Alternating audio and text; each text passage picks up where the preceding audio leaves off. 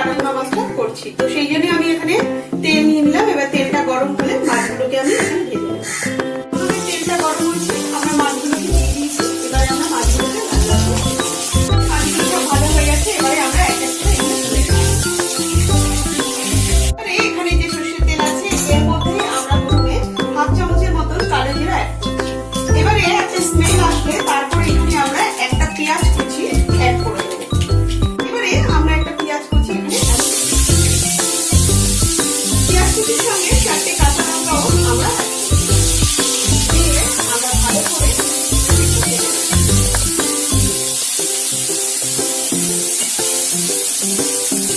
একটু লাল লাল করে আমরা এটাকে লাল লাল করে ভেজে নিয়েছি। এবারে এর মধ্যে আমরা একটা টমেটো অ্যাড করব, দিয়ে তার সঙ্গে আমরা হাফ চামচের মতো নুন অ্যাড করব। যেহেতু এখানে টমেটো দিচ্ছি তাই আমরা এখানে নুনটাকে অ্যাড করব। আমরা হাফ চামচের মতো নুন অ্যাড করব, দিয়ে আমরা ভালো করে এটাকে ফ্রাই করব। আমরা এখানে খুব ভালো করে এটাকে কিন্তু ফ্রাই করে নেব। এবারে এর মধ্যে আমি 2 চামচ পোস্ত বাটা আর 1 চামচ সরষে বাটা, 4টে কাঁচা লঙ্কা একসঙ্গে বেটেছি সেটাকে অ্যাড করে দিলাম। দিয়ে ভালো করে আমরা এই কাঁচা ভাতটা কাটিয়ে নিচ্ছি। আর সঙ্গে আমরা দিচ্ছি শুধুমাত্র হাফ চামচের মতো হলুদ, আর অন্য কোনো মশলা আমরা কিন্তু অ্যাড করছি না। তো হাফ চামচের মতন এখানে হলুদ অ্যাড করে দিলাম।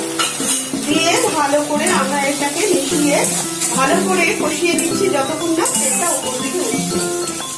আমরা খুব ভালো করে এটাকে কষিয়ে নিচ্ছি, কারণ যত ভালো করে কষানোটা হবে রান্নাটা কিন্তু ততটাই টেস্ট হবে। আমাদের মশলাটা কিন্তু কষানো হয়ে গেছে, তেলটা ছেড়ে দিচ্ছে। এবারে এখানে আমরা 1 কাপের মতন জল অ্যাড করছি। আমি যেটার মধ্যে মিক্সিটার মধ্যে বেটেছি সেই ধোয়া জলটা এখানে আমরা অ্যাড করে দিলাম। দিয়ে আমরা ভালো করে এটাকে মিশিয়ে নিচ্ছি। আমরা এর মধ্যে এবারে হাফ চামচের মতো চিনি অ্যাড করছি। আর এটা যখন একটা ফুট আসবে তারপরে আমরা এখানে মাছগুলোকে সব অ্যাড করব। আমাদের গ্রেভিটা এবার ফুটছে। এবারে সব আমরা একটা করে মাছ এখানে অ্যাড করছি, মানে ছেড়ে দিচ্ছি। এবারে মাছগুলোর মধ্যে পুরো যখন মশলাটা ঢুকে যাবে তারপরে আমরা এখানে ধনেপাতাটাকে অ্যাড করব। আমি এগুলোকে মিশিয়ে দিলাম। এবারে আমি একটু টানিয়ে নেব। আমাদের গ্রেভিটা ফুটছে আর এই মাছগুলোর মধ্যে মশলাগুলো সব ঢুকে গেছে। এবারে এখানে আমি ধনেপাতা অ্যাড করছি। আমি ধনেপাতাটাকে অ্যাড করে দিলাম আর দিলাম একটু কাঁচা সরষের তেল। 1 চামচের মতন আমি এখানে কাঁচা সরষের তেল দিয়ে দিচ্ছি। 1 চামচের মতন কাঁচা সরষের তেল আমি একটু দিয়ে দিলাম। দিয়ে এবারে এটাকে মিশিয়ে নিচ্ছি, নিয়ে আমাদের রেসিপিটা কমপ্লিট করছি। আমরা সরষে আর পোস্ত দিয়ে আমি কাটাপোনা মাছটার রেসিপিটা কমপ্লিট হয়ে গেছে। আমি এখানে সার্ভ করেছি। তো যদি আমার এই রেসিপিটা ভালো লাগে তাহলে আমাকে লাইক করুন, শেয়ার করুন, কমেন্ট বক্সে লিখে জানান, আমাকে সাবস্ক্রাইব করতে ভুলবেন না। আর এরকমই নানান ধরনের রেসিপি নিয়ে আসবো আমি মাধুরী।